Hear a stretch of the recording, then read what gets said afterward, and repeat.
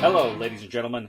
Like a Victorian patriarch who, because of the stern way he was raised, refuses to admit he loves his own children, this is the Discriminating Gamer. Say, ladies and gentlemen, I've been thinking, why don't we go on a vacation to Dayton, Ohio, Lubbock, Texas, Glendale, California, or Slaughterville?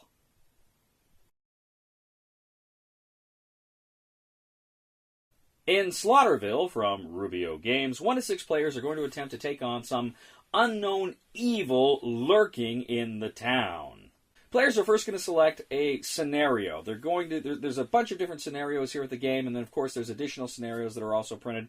And these things range from a hunt for Jack the Ripper, to the Headless Horseman, to zombies, to cannibals, to all sorts of mean and nasty horror tropes that you typically find in horror fiction and movies and in my bathroom. Now, after you've selected the scenario, every player is going to select a character. Now, the characters are cards you're going to pick that you're going to play for that game. They've all got health value, but they've also got, of course, skill values. They've got, perception. They've got agility. They've got combat. They've got these various skill check values that we all know and love from various games. Now, what this means is, depending on the number next to that skill check, you're going to roll that number of dice. And again, successes are measured with 5s or 6s. If you roll a 5 or 6, that is a success. Now, how the game works is, after you pick the scenario, it's going to give you a lot of specific rules for that specific game. But fundamentally, how it works is you start off kind of in the entrance to Slaughterville, and over the course of the turn, you can take 2 actions. You can do them in any order, or, you can repeat them, but essentially your 2 fundamental actions in this game are moving from one location to another. And you've got a lot of different locations. You've got the hospital, you've got the antique store, you've got the forest, you've got all sorts of various locations you can go to in the game. So you go to a location, and each location has their own card deck. So your second action is, you can choose an encounter with that location. So if you encounter a location, you may have to fight a location, which means you could take damage or you could defeat it. If you win, you may get some sort of benefit. And it's not just combat, of course. You may have to roll for your perception. You may have to roll for your agility. If you win these things, then you can go ahead and, as I say, gain a benefit, be it an ally or an item or a weapon that then can help you and increase your power along the way in order to deal with future encounters. Now, after all the players have gone and done their 2 actions, then the game is going to take its turn, as it were. You're going to draw a card off of the deck that belongs to the specific scenario, and you're going to do whatever that says. Now, the big baddie, he may be in a location with one of you, in which case he may fight you. He may do something else. He may move to a different location. The cards in the deck may move characters to other locations. They may do all sorts of weird and funky things, but they all do so with kind of this heavy theme based on the scenario or based on the location. Drowning event. You know it isn't smart, but you can't help yourself. You find the bathroom and begin drawing water. You undress and sit in the warmth. The bottom of the bathtub drops out, and you find yourself in a vast ocean, struggling for breath.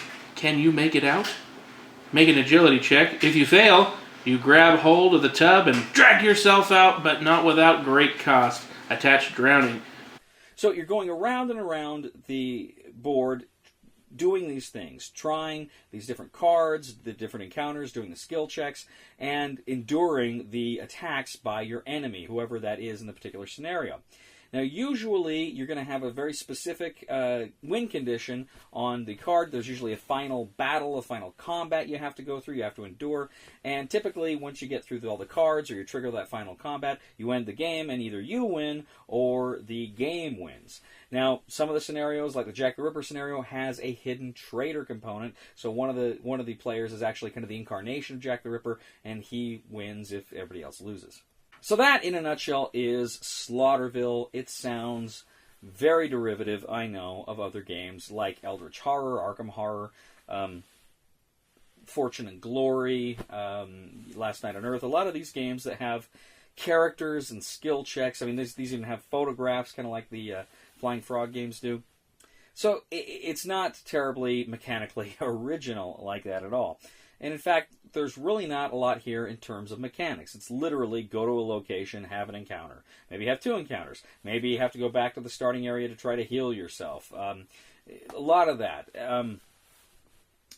So from a mechanical standpoint, this game is there's really not much there. Now, the game succeeds in the theme it gives you, the dark themes and the different scenarios. There's going to be a lot of replay value here with the different locations and the different scenarios. And they do a good job of presenting these creepy themes. But make no mistake, this is very much kind of a storytelling game. This is a narrative experience game.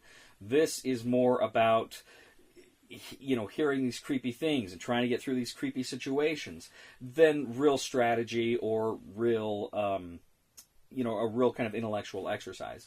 In fact, the game, there's a lot of luck because you're drawing these cards, you're rolling these dice. It's very heavy luck game. But again, it's like I say, I almost feel like this is a game where it's a game just to facilitate this experience of having this kind of creepy horror experience. It's not a strong game. It is a fun theme. It is very fun in the sense of it provides that scary experience.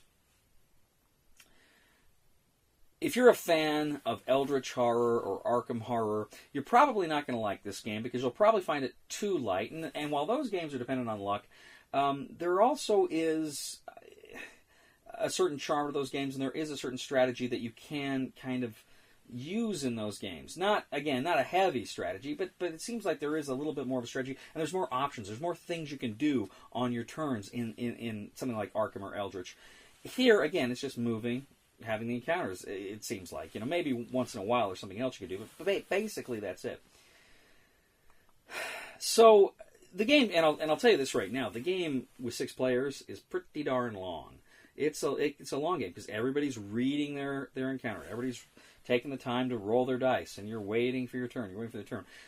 I played it now. I played with, I think, 5 players and 6 players. And, if I ever play this again, it's going to be with 4 players or less. I would recommend 4 players or less with this game. I won't play Eldritch with more than 4 players these days. So, what I'm saying here is this. Like I said, if you like Eldritch, you like Arkham, you don't want to go here. But if you're somebody who, I guess, just likes kind of that narrative experience and you like horror films, I think there's something here for you. I think this is an enjoyable experience. Again, I don't know how much of a game it really is, but I think it's a fun experience, and I think those people will like it. If you're somebody that really likes tough decisions in games, like I do, if you're somebody that really likes kind of deeper strategies, this game is not for you. You will not like it. So the recommendation for this game, Slaughterville, is try it before you buy it. Thank you once again for joining us today on The Discriminating Gamer. As always, we ask you to please leave a comment for us on YouTube, on Board Game Geek, on our Facebook page, or on thediscriminatinggamer.com. We ask you to please like us on Facebook, subscribe to us on YouTube, and follow us on Twitter. We are The Discriminating Gamer, and I really wish the designers of Slaughterville had included a Mr. Belvedere scenario. Oh, Wesley, time for dinner! Please somebody help me on my feet again, and I don't know where I'm going, and I don't know where I've been. Please somebody help me on the solid ground. It's a long time, and I've been dying. Once a year I wind up in the band. Well, I didn't get shot because I didn't even get. I didn't make a rope. I failed at making the rope. Making the rope.